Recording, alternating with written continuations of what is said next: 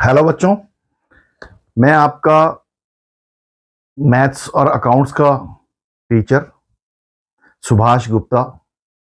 मेरा YouTube channel YouTube पर available है मैथ्स वाले गुप्ता सर के नाम से। अभी तक मैं उस पर 6th क्लास का मैथ्स कंप्लीट करा चुका हूँ। 6th का मैंने पहले छोटी क्लास का बच्चों को बेसिक्स सिखाने के लिए वो मैथ्स करवाया है।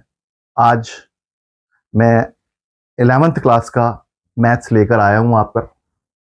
11th क्लास का मैथ्स आज मैं स्टार्ट करने जा रहा हूं और आप सब अभी अभी बोर्ड के एग्जाम्स देकर अपनी क्लासेस 11th की स्टार्ट कर चुके हैं। स्कूलों में सब में 11th की क्लासेस स्टार्ट हो चुकी होंगी। अभी रिजल्ट आने में आपका समय है। आज 1 मई 2024 है।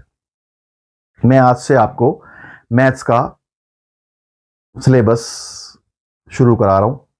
मेरा जो मैथ्स पढ़ाने का तरीका है, मैं इन क्लासेस में आपको मैथ्स जो है बिल्कुल जैसे आप क्लासरूम कोचिंग करते हैं, ट्यूशन में कोचिंग करते हैं और बाकी आप कंसेप्ट समझने की जो कोशिश करते हैं, वो मैं पूरा कंसेप्ट आपको समझाऊंगा। कुछ कुछ क्वेश्चंस भी आपको करवाऊंगा और फिर प्रैक्टिस के लिए भी आपको क्वेश्चंस दूंगा।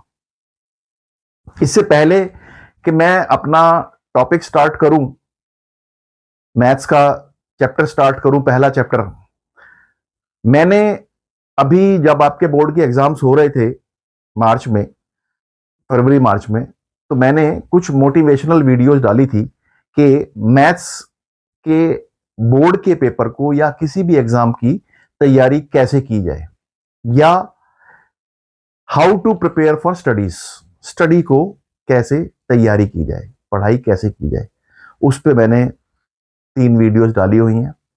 मेरी आपसे रिक्वेस्ट है कि मेरी ये क्लास स्टार्ट करने से पहले आप वो वीडियोस जरूर देखें, क्योंकि उन वीडियोस को देखने के बाद अगर आप मेरी ये वीडियोस, ये 11th क्लास का कंसेप्चुअल या मैथ्स का चैप्टर्स करने शुरू करेंगे तो आपको बहुत फायदा होगा। आपको पता लगेगा कि हमें पढ़ाई किस तरह से करनी है, क्या हमें करना है, क्या हमें नहीं करना है। ये सारी चीजें मैंने अपनी मोटिवेशनल वीडियोस में बताई हैं। उन दोनों वीडियोस को आप जरूर देखो। आपको अगर वो वीडियोस पसंद आती हैं तो उनको शेयर, लाइक और सब्सक्राइब भी करें। आज से मैं मैथ्स का पहला चैप्टर 11th क्लास का स्टार्ट कराने जा रहा हूं। इससे पहले कि मैं आपको मैथ्स का चैप्टर कराऊं, मेरी आप सबसे एक रिक्वेस्ट है कि मेरे इस चैनल को सब्सक्राइब, शेयर और लाइक करना ना भूलें और साथ साथ बेल बटन दबाना भी ना भूलें, ताकि जो जो मेरी वीडियोस आएंगी उसका नोटिफिकेशन आप तक समय पर पहुंचता रहे। उससे पहले एक और चीज मैं आपको बताऊं कि जो मेरा कोचिंग का तरीका है, वो मैं वीडियोस बनाता हूं। जैसे मेरा पहला चैप्टर सेट्स पे है आपका 11th का, उस सेट्स के चैप्टर को मैं मान लो 2 या 3 क्लासेस में या 4 क्लासेस में खत्म करता हूं, तो पहली वीडियो में तो मेरी पहली वीडियो होगी खाली, दूसरी वीडियो में मेरी पहली वीडियो का लिंक भी डिस्क्रिप्शन बॉक्स में गिवन होगा।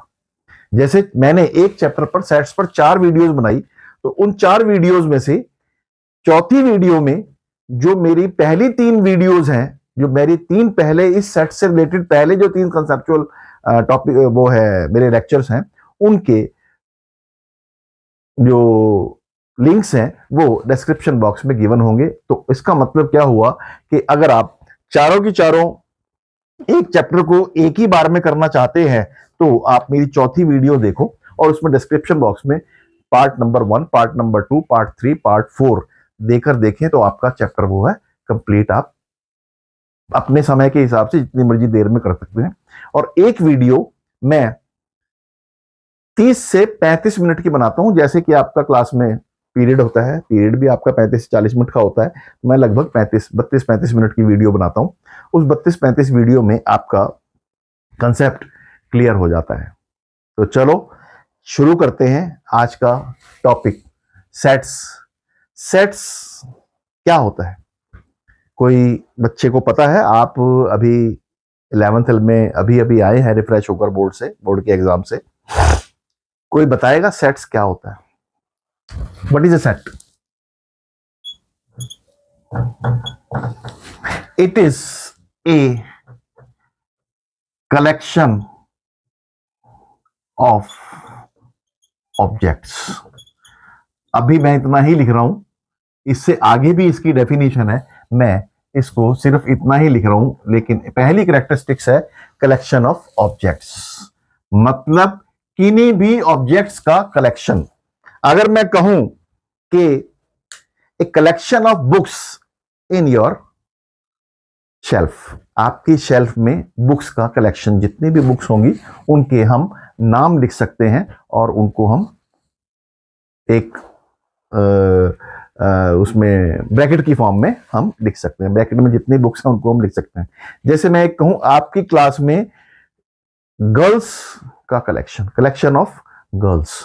अब जितनी गर्ल्स हैं, मान लो आपकी क्लास में 40 स्टूडेंट्स हैं, 40 में से 27 अगर गर्ल्स हैं, 13 बॉयज हैं, तो दो उसमें कलेक्शन बनेगा, एक कलेक्शन ऑफ बॉयज और एक कलेक्शन ऑफ गर्ल्स।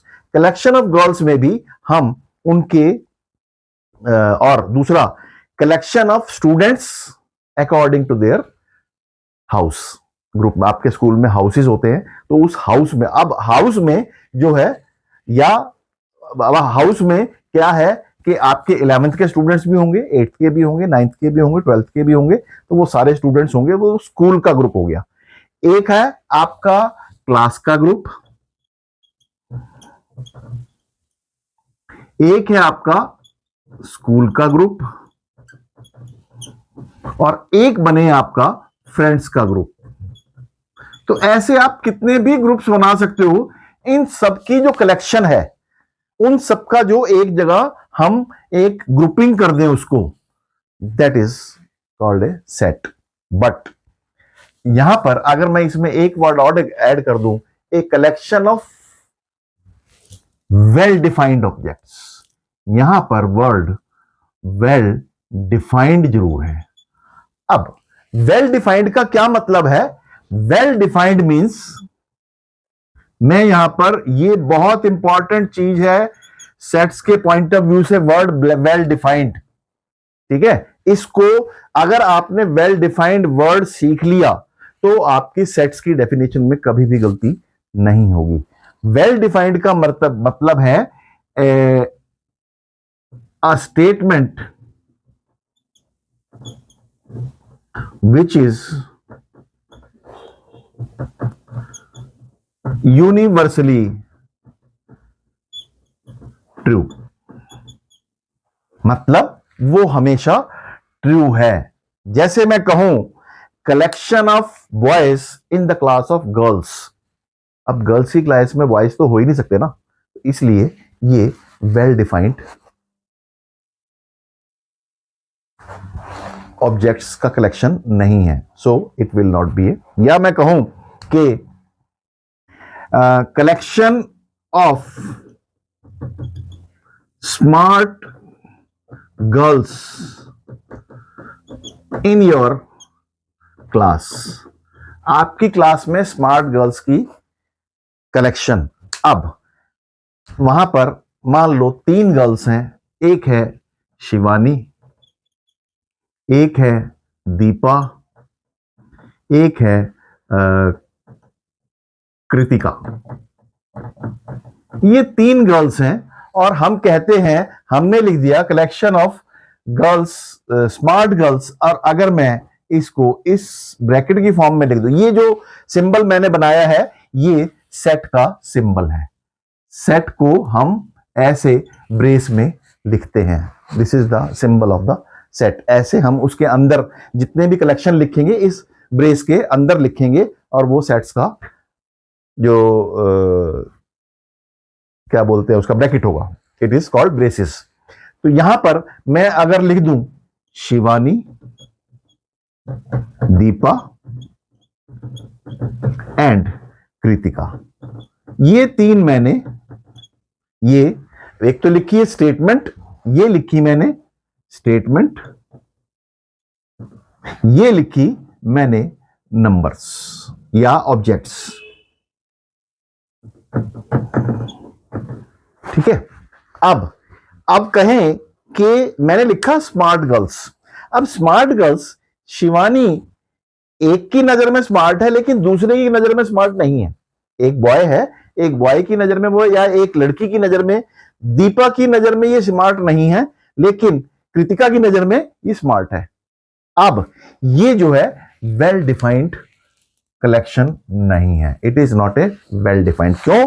क्योंकि ये जो है यूनिवर्सली ट्रू नहीं है। क्यों? शिवानी जो है एक के लिए स्मार्ट है, दूसरे के लिए स्मार्ट नहीं है, तो ये यूनिवर्सली ट्रू नहीं है, इसलिए इसको हम सेट नहीं कहेंगे। ठीक है। अब ये तो मैंने ऑब्जेक्ट्स लिए।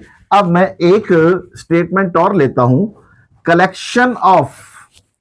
मैं अगर वर्ड लिखूं collection of all natural numbers. ठीक है, नेचुरल नंबर्स। ठीक है, नेचुरल नंबर्स हमें पता है कौन कौन से होते हैं, 1 2 3 4 5, and it's collection will be 1 2 3 4 and up to infinity. This is a set. ठीक है। अब मैं कहूं collection of whole numbers in the form a by b. A by B की फॉर्म में कलेक्शन ऑफ होल नंबर्स क्या आ सकते हैं?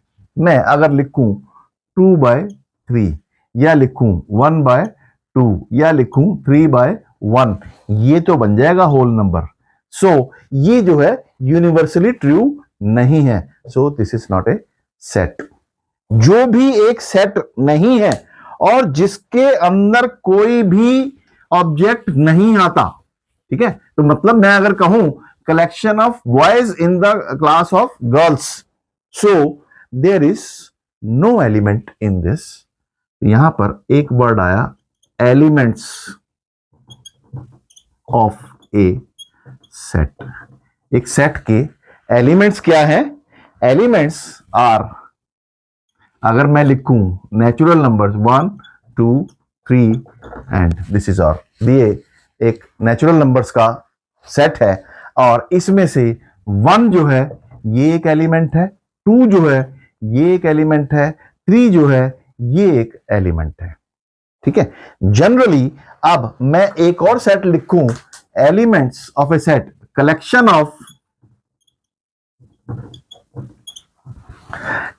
Of alphabets.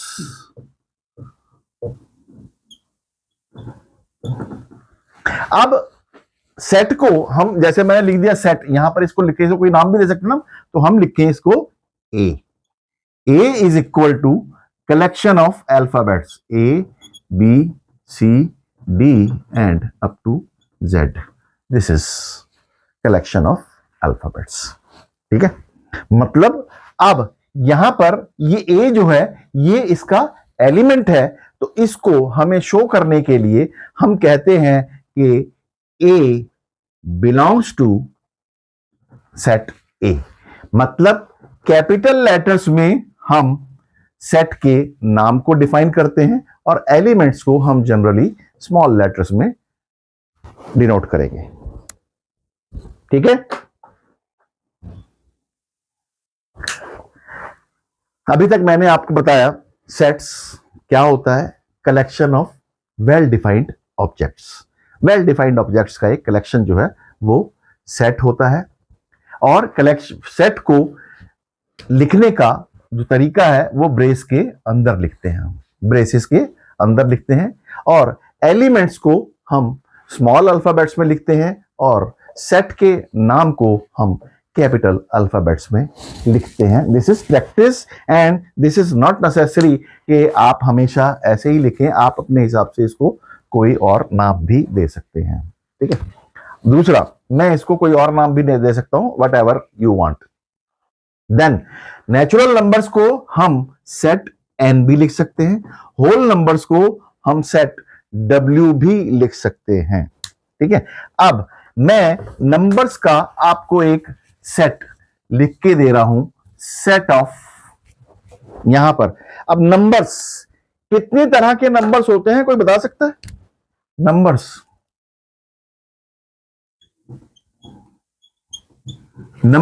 कौन कौन से होते हैं? Can anybody tell? ठीक है, नेचुरल नंबर्स पहला, ये ध्यान रख लो, ये इंपॉर्टेंट चीज है, आपको ये हर उसमें काम आएगा, आपकी बेसिक चीज है, ये आपने 6th 7th 8th में ऑलरेडी पढ़ा हुआ है। Then whole numbers, then integers, then rational numbers, then irrational numbers,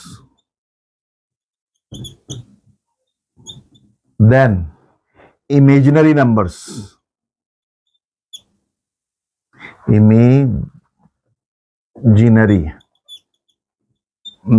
या इसको हम कॉम्प्लेक्स नंबर्स भी बोलते हैं, कॉम्प्लेक्स नंबर, इसका एक चैप्टर भी है आपके पास पूरा आगे, वो हम जब आएगा तो उसमें हम पढ़ेंगे। ये इमेजिनरी नंबर्स, ठीक है, और एक लास्ट में आता है रियल नंबर्स। ये मैंने सारे के सारे सीरियल्स में लिखे हैं। नेचुरल नंबर्स, इन सब के एक जो है इनका अल्फाबेट है कि हम इनको किस फॉर्म में लिखते हैं। ठीक है, नेचुरल नंबर्स को हम बोलते हैं एन, एन से डिनोट करते हैं। होल नंबर्स को हम W से डिनोट करते हैं। इंटीजर्स को हम Z से डिनोट करते हैं। इरेशनल नंबर्स को हम Q से डिनोट करते हैं। इरेशनल नंबर्स को हम I से डिनोट करते हैं, और इमेजिनरी नंबर्स को हम कोई नाम नहीं देते, उसको हम कहें तो C से भी डिनोट कर सकते हैं, कॉम्प्लेक्स नंबर्स, और रियल नंबर्स को हम R से डिनोट करते हैं। जहां पर भी ये अल्फाबेट्स आएंगे उसका मतलब ये नंबर्स होगा, ये आपको हर जगह यूज आएगा। नेचुरल नंबर्स कौन कौन से होते हैं? 1 2 3 अप टू इंफिनिटी, ये जो है सेट्स हो गए। होल नंबर्स का सेट जो है 0 से स्टार्ट होता है, 0 1 2 3 अप टू इंफिनिटी। Z जो है वो इंटीजर्स होता है, negative and positive numbers, and that is -3 -2 -1 0 1 2 3 and up to infinity. Rational numbers जो है वो इन द फॉर्म ऑफ A/B होता है, C/D होता है, E/F होता है, and it can be any number. Irrational numbers not rational, जो रैशनल नहीं है वो इररेशनल नंबर है। और इमेजिनरी नंबर्स आयोटा की फॉर्म में हम डिराइव करते हैं, इसको आई बोलते हैं। कैसे होगा ये हम एक पूरा चैप्टर करेंगे। And real numbers the collection of all above, ऊपर सब natural, whole, integers, rational, irrational, इन सब का जो कलेक्शन है that is called real numbers. All whole number, all natural number means natural whole numbers are equal natural numbers plus 0। Natural numbers में अगर हम 0 से स्टार्ट ऐड कर दें एक और नंबर तो वो होल नंबर्स बन जाता है। Integers means negative plus positive plus 0 numbers, मतलब नेगेटिव नंबर्स, पॉजिटिव नंबर्स और 0, -3 -2 -1 1 2 3, ये नेगेटिव, ये पॉजिटिव, और एक साथ में 0, ये इंटीजर्स होता है। Rational numbers which can be written in the form of B/B, where B is not equal to 0। B 0 नहीं होना चाहिए, अगर B 0 हो गया तो वो नॉट डिफाइंड होगा। जैसे मैं अगर लिखूं 1/0, it is called not defined. इसकी कोई वैल्यू नहीं होती। इसको हम जनरली एक इंफिनिटी से भी इसको डिनोट करते हैं। Irrational numbers not rational. Imaginary numbers मैंने बताया आयोटा की फॉर्म में होता है, एंड रियल नंबर्स ऑल। सारे नंबर्स को कलेक्टिवली मिला के रियल नंबर्स हम बोलते हैं। जब भी इस तरह की चीज आए तो इसको हम, ये मैंने आपको ये सेट्स का फॉर्म दिया है मेरे को, ये सारे के सारे सेट्स ही हैं। Set of natural numbers, set of whole number, set of integers, set of rational number, set of irrational number, set of imaginary numbers and set of real numbers. Set of real numbers जो है वो हम इसको rational numbers को भी हम counting में नहीं लिख सकते, क्योंकि नेचुरल नंबर्स का स्टार्ट कोई नहीं है और उसका एंड कोई नहीं है। रैशनल नंबर्स नेगेटिव भी हो सकते हैं, पॉजिटिव भी हो सकते हैं। ठीक है, मींस रैशनल नंबर्स, ये जो नेचुरल, होल और इंटीजर्स रैशनल नंबर्स होते हैं। इंटीजर्स, नेचुरल और होल नंबर्स मिला के इन दोनों में अगर हम नेगेटिव नंबर्स ऐड कर दें तो वो, या इसको मैं एक और वर्ड लिखूं, whole numbers plus negative numbers is also integers. ठीक है, देन ये सारा का सारा आपका नंबर्स की या नंबर सिस्टम का एक सम है। ठीक है, ये चीजें इसमें हैं। अब सेट्स में कौन कौन से सिंबल्स यूज होते हैं वो अब मैं आपको कराने जा रहा हूं। इसमें सिंबल्स बहुत सारे हैं जो कि यूज होते हैं, और आपको वो सारे सिंबल्स आपको याद करने हैं, उनको समझना है, और सवालों को फिर उसके हिसाब से आपने प्रैक्टिस करना है। एक चीज मैं कहता हूं कि मैथ्स जो है वो समझने की चीज है, रटने की चीज नहीं है। तो इसलिए एक बारी आप इसको समझ लो, फिर उसको आपको इसको रटने की जरूरत नहीं पड़ेगी। दूसरी चीज, एक और मैंने जो मोटिवेशनल क्लासेस दे रखी हैं उसमें मैंने बहुत क्लियर कह रखा है कि मैथ्स समझने की चीज है, रटने की चीज नहीं है। और समझ में आपको तब आएगा जब आपने क्लास में एक बारी टीचर का समझाया हुआ समझ लिया, या ट्यूशन में टीचर का समझाया हुआ समझ लिया, या मेरा समझाया हुआ समझ लिया। उसके बाद आपने उन क्वेश्चंस की, उन एक्सरसाइज, उससे रिलेटेड एक्सरसाइजेस की प्रैक्टिस अपने आप करनी है। जितनी ज्यादा प्रैक्टिस करोगे, जितनी ज्यादा प्रैक्टिस करोगे, उतने आपके मार्क्स अच्छे आएंगे। और आज आपका पहला दिन है, पहले दिन आप 11th में आज स्टार्ट कर रहे हो। आज से ही आपने अपना टारगेट जो है फाइनल एग्जामिनेशन रखना है। फाइनल एग्जामिनेशन का टारगेट अगर आप आज से ही रखोगे तो आपके मार्क्स, गारंटी देता हूं कि 100% मार्क्स आपके आएंगे, आएंगे ही आएंगे। आपने, मेरे हिसाब से आप चल लो, आपके 100 में से 100 नंबर ना आए तो मुझे आप कह देना। ठीक है, अब मैं आपको कह रहा था कुछ सिंबल्स। ये सिंबल जो है इसका मतलब होता है बिलोंग्स टू, बिलोंग्स टू और एन एलिमेंट ऑफ।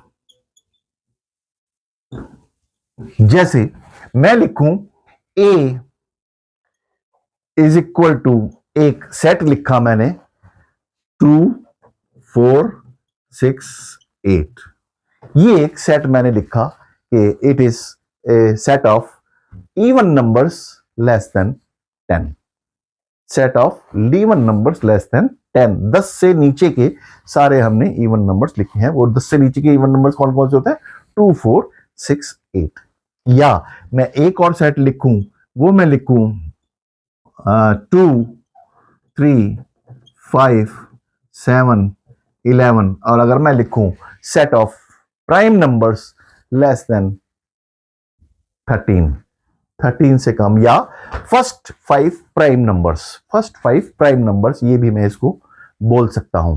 अब यहां पर अगर मैं लिखूं तो मैं लिखूंगा 2 बिलोंग्स टू ए, और यहां पर ये भी लिख सकता हूं मैं कि 2 बिलोंग्स टू बी। तो 2 इससे भी बिलोंग करता है और इससे भी बिलोंग करता है। अगर मैं लिखूं 3 डजंट बिलोंग्स टू ए, 3 जो है ए में नहीं है, तो हम यहां लिखेंगे डजंट बिलोंग्स टू। यहां पर मैं अगर इसको लिखूं यहां पर इसका मतलब होता है डज नॉट बिलोंग टू और नॉट एन एलिमेंट ऑफ। ठीक है, या मैं लिखूं 2 इज द एलिमेंट ऑफ ए या 2 बिलोंग्स टू ए। ये एक आपका सिंबल आया है इसमें पहले वाला। ठीक है, फिर अब आता है सेट्स को लिखने का तरीका। ये आपको समझ में आ गया कि एलिमेंट को आप कैसे लिखते हैं, इन पर बेस्ड अभी आप टॉपिक्स, ये जो मैं लिखवा रहा हूं सारा का सारा अपने कॉपी में नोट करते चले जाओ, और इसको आपने घर पर जाकर एक बारी प्रैक्टिस करनी है और इससे रिलेटेड एक्सरसाइज को कोशिश करने की। मैं नेक्स्ट क्लास में या उससे नेक्स्ट क्लास में आपको जो है इसके क्वेश्चंस सारे के सारे जितने भी मैक्सिमम हो सकते हैं मैं एक क्लास में आपको करवाऊंगा। ठीक है, फिर एक इसमें आता है word, what I say, type of presentation of sets. Sets को प्रेजेंट करने के 2 तरीके हैं। There are 2 types. पहला होता है, first one is set builder form.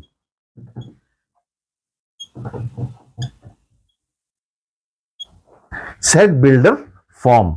दूसरा होता है roster form.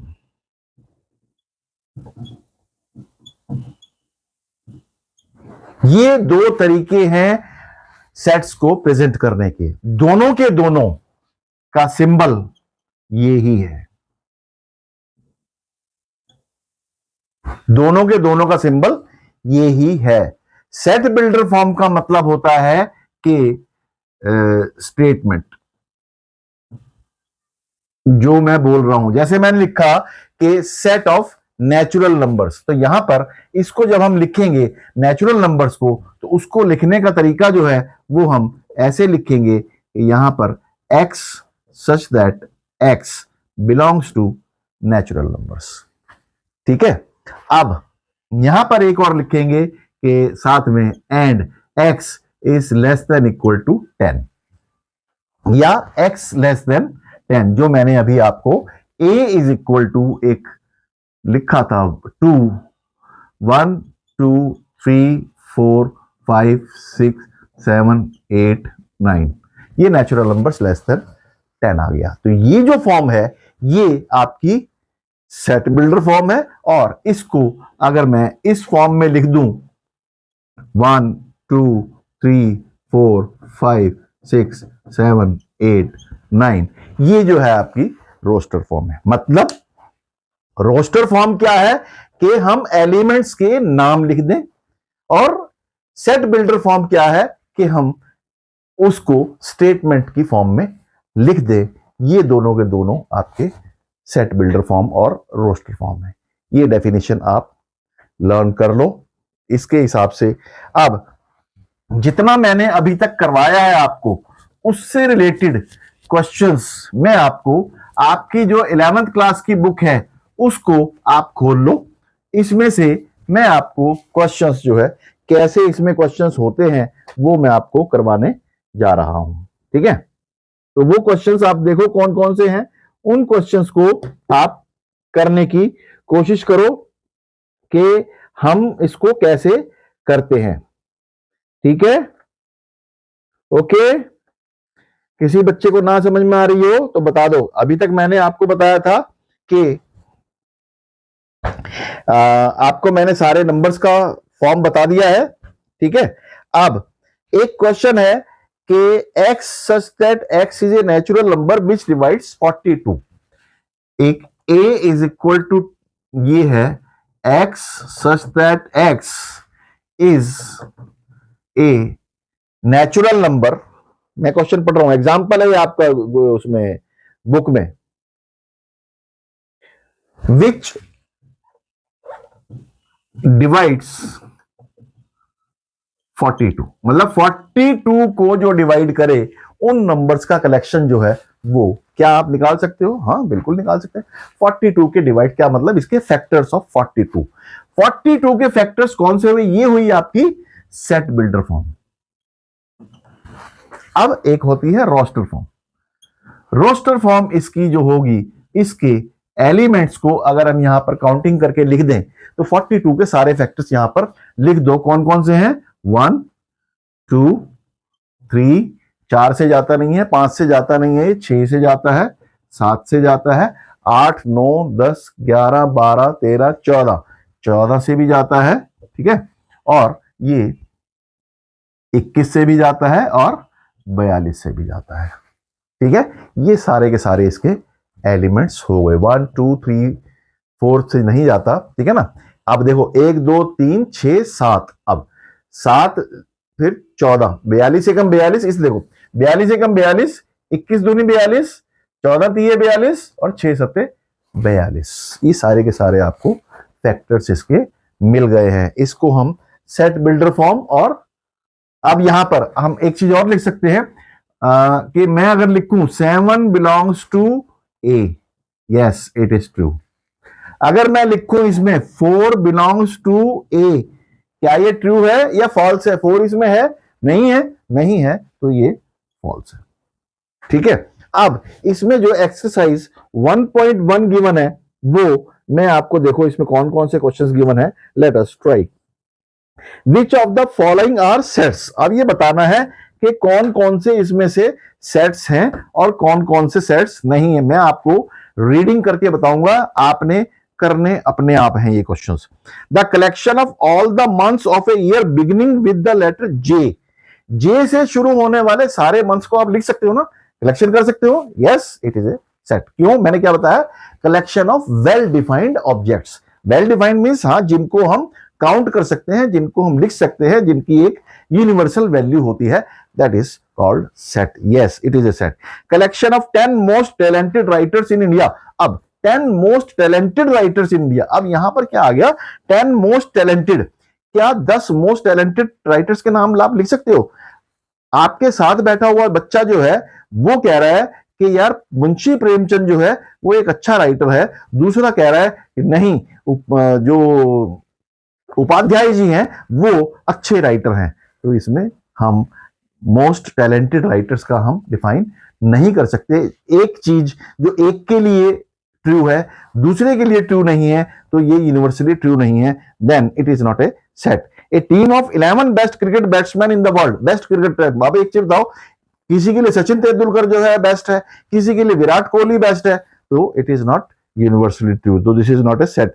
Collection of all boys in your class. हाँ, आपकी क्लास में सारे बॉयज का कलेक्शन हो सकता है। The collection of all natural numbers less than 100, yes we can count, it is a set. Collection of novels written by the writer Munshi Premchand. Munshi Premchand के writers लिखे हुए नॉवेल्स को हम काउंट कर सकते हैं, it is a set. The collection of all even integers, yes all even integers, all even integers we can write and count. Dash dash dash करके लिख देंगे तो वो अनलिमिटेड आ जाएगा। The collection of questions in this chapter. इस chapter में कितने क्वेश्चंस हैं? हाँ, इसमें 6 क्वेश्चंस हैं, तो हम इसको भी हम डिफाइन कर सकते हैं। Collection of most dangerous animals in the world. अब वर्ल्ड में मोस्ट डेंजरस, अब डेंजरस एक को चूहे से एक बच्चा डरता है और दूसरा नहीं डरता, दूसरा उसको पूंछ से पकड़ के ऐसे हिला रहा है, एक डर रहा है, तो it is not a well defined, this is not a set. अब कहते हैं let A is equal to 1 2 3 4 5 6, this is में सेट लिखा हुआ है। Insert the appropriate symbol belongs to and does not belongs to. 5 जो है इसमें आ रहा है, यस इट बिलोंग्स टू। 8 इसमें नहीं आ रहा, नॉट बिलोंग्स टू। 0 इसमें नहीं आ रहा, नॉट बिलोंग्स टू। इस तरह से इसको हम करते जाएंगे। Write the following sets in the roster form. Roster form का मतलब स्टेटमेंट को हमने एलिमेंट्स की फॉर्म में लिखना है। a is equal to x such that x is an integer. एक तो ये इंटीजर है, दूसरा -3 less than equal to x less than 7, मतलब x जो है -3 से बड़ा है और 7 से छोटा है। -3 इंक्लूडेड है, 7 इंक्लूडेड नहीं है, तो हम लिखेंगे -3 -2 -1 0 1 2 3 4 5 6। ये इसके एलिमेंट से 7 नहीं लिखेंगे क्योंकि 7 के आगे x लेस देन 7 लिखा हुआ है। x such that x is natural number less than 6, 6 से कम natural numbers 1 2 3 4 5 we can write, इस तरह से आप लिख सकते हैं, write the following sets in the set builder form 3, 6, 9, 12। 3, 6, 9, 12 क्या चीज है, आप बता सकता है कोई, क्या चीज है बताओ? 3, 6, 9, 12, it is the multiple of 3। तो यहां पर लिखेंगे हम x such that x is a multiple of 3 या first 4 multiples of 3, 2, 4, 8, 16 and 32।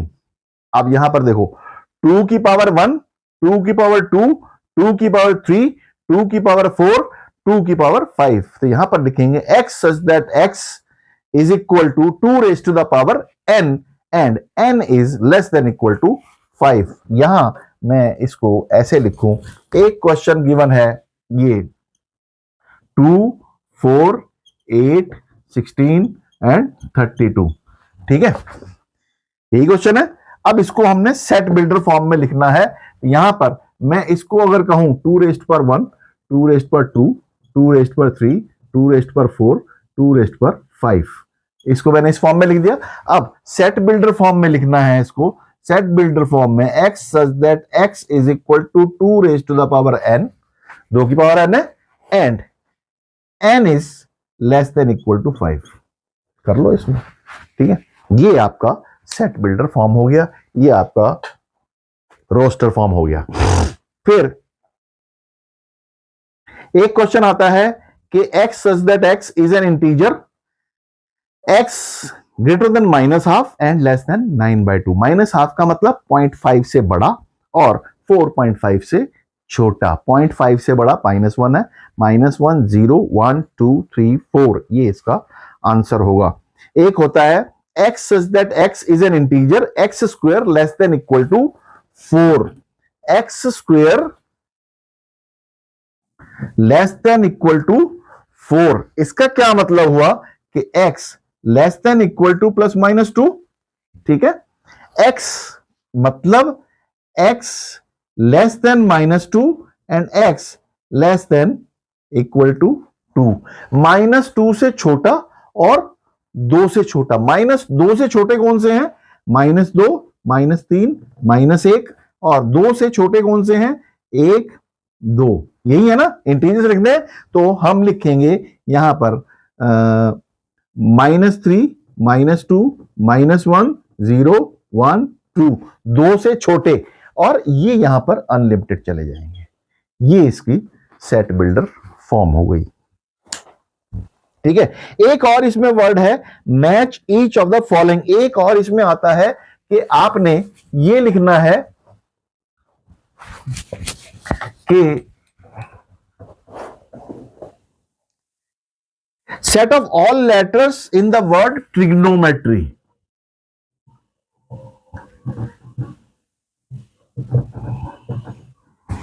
Trigonometry. अब इसमें जब हमने लिखना हो तो हम जितने भी इसके अल्फाबेट्स हैं वो सारे लिखेंगे, लेकिन ये ध्यान रखना है कि जो रिपीट हो रहा है उसको हमने एक ही बार लिखना है। आर इसमें 2 बार आ रहा है और इसमें शायद 2 बार कुछ नहीं आ रहा। यहां पर हम T, R, G, N, O, M, E, ये जो है इसका ट्रिग्नोमेट्री। इसमें यहां पर स्पेलिंग लिख दी मैंने, आई भी आएगा साथ में, ठीक है। ये इसमें कोई रिपीट, जो नंबर रिपीट हो रहा है, जो अल्फाबेट रिपीट हो रहा है उसको हमने एक ही बार लिखना है, बार बार नहीं लिखना। दूसरा, इसको हम किसी भी फॉर्म में लिख सकते हैं, O, N, M, E, R, I, G, T, इस फॉर्म में भी लिख सकते हैं। जरूरी नहीं है कि हमने उसको करेक्ट फॉर्म में या असेंडिंग या डिसेंडिंग ऑर्डर में लिखना है। ये आपका सेट्स का एक बेसिक कंसेप्ट मैंने आपको समझाया है। इसके बाद अब मैं आपको इसका आगे का टॉपिक नेक्स्ट क्लास में स्टार्ट कराऊंगा। नेक्स्ट क्लास मेरी कल ही होगी, और मेरी क्लासेस का पैटर्न क्या रहेगा कि हफ्ते में 6 दिन होते हैं, 6 के 6 दिन मैं मैथ्स की एक क्लास लूंगा। संडे को मैं क्लास नहीं लूंगा। 6 दिन क्लास लेके मैं गारंटी देता हूं कि 3 महीने के अंदर अंदर मैं आपका टोटल 11th क्लास का सिलेबस कंप्लीट कर दूंगा। 3 महीने में सिलेबस कंप्लीट होने का मतलब है कि आप, आज मई है, मई, जून, जुलाई एंड या मैक्सिमम 15 अगस्त तक मैं आपका सिलेबस कंप्लीट कर दूंगा। उसके बाद आपका मैथ्स खत्म हो गया, उसके बाद आपने प्रैक्टिस करनी है और मेरी मोटिवेशनल वीडियो देख के तैयारी करनी है। देखो, आपके 100 में से 100 फाइनल में एग्जाम्स में मार्क्स आएंगे ही आएंगे, मैं गारंटी देता हूं। ठीक है, आज की क्लास मैं यहीं खत्म करता हूं और जाने से पहले मैं आपसे एक चीज कहूंगा कि मैथ्स रटने की चीज नहीं है, मैथ्स समझने की चीज है। इसीलिए रटो मत, पढ़ते रहो, आगे बढ़ते रहो और मुझसे सवाल पूछते रहो। Thank you very much.